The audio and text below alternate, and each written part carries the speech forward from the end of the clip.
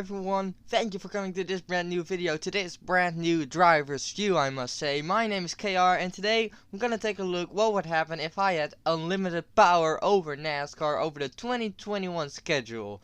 Now I have already made a ideal schedule video, but that one doesn't count here because that was just very unrealistic, like Eldora on there and blah blah blah. But this is realistic but still somewhat idealistic. So for instance, no North Wilkesboro because that track would not be in remote racing condition. And yeah, but Rockingham could. But anyways, this is my presentation. If the 7th installment of Driver's View is here, what if I got unlimited power over NASCAR and could decide the 2021 calendar? So we start of course with February, and the 7th of February, jeez, I can't say February, it's, never mind. We have the Super Bowl, and you don't want to be, don't want to be close to Super Bowl, so that's why I have the Clash scheduled at a Tuesday, the 9th of February. I'm so sorry that I can't talk. Anyways, so the Clash is there. It's also a nice experiment with midweek racing, having the Clash there. Then the Duels 1 and 2 on on Thursday. Both are just on the regular Daytona Oval. Nothing wrong there. And then the big day, the Daytona 500 will be the 14th of February. And then we start a West Coast swing with Las Vegas, Auto Club, and Phoenix. Then then Atlanta, and then home with a big market. We'll try out some midweek racing. Namely, we'll try out Homestead, because Homestead is a big track, it makes a lot of money, I think it can handle it if the profit is a bit down. But yeah, so Homestead will be the first midweek race, it will be on the first day under the lights, and yeah, we'll see what it does. It's a nice little experiment with a track that can handle it. Then we'll go to Texas, and then Rockingham, and that's Sunday the 4th. Why? Because that usually I think would be the Bristol Spring Race, but the Bristol Spring Race barely gets any attendance. So I've decided to replace it with Rockingham because it's cool. It's a smaller town, sure, but still a big market. It's a small town, but everyone loves NASCAR. Let's just say it like that. So it's a good little replacement for a track that unfortunately, because I love Bristol, doesn't get enough attention.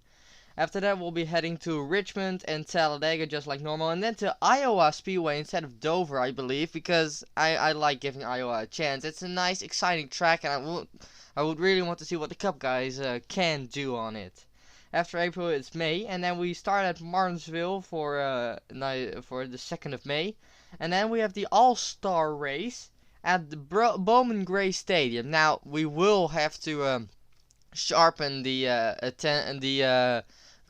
way you can get into the All-Star race. Like no more winners this, winners that, but something with a small group of cars, like championship winning cars in the last 10 years. So for instance, the 48 gets in, the 18 gets in, the 4 gets in, doesn't matter who drives it, well, like that, and then 1 or 2 maybe other cars can get in because of a win or something, I don't know, we'll have to see that out, but there will significantly be less cars in this All-Star race than in the normal one, just because Bowman Gray is a small place, blah blah blah.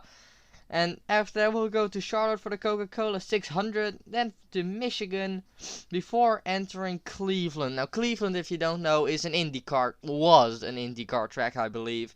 And what's so fun about an IndyCar track? This is NASCAR. Well, it's a road course, and it's on an airport. And if you have never watched the race, it's absolutely chaotic. Like, there's this one really sharp corner, I don't know what it's called, I'm not an expert, but every time the cars go in there, like only 2 cars out of the 18 or something, of 20 just get out. The rest all crash and die.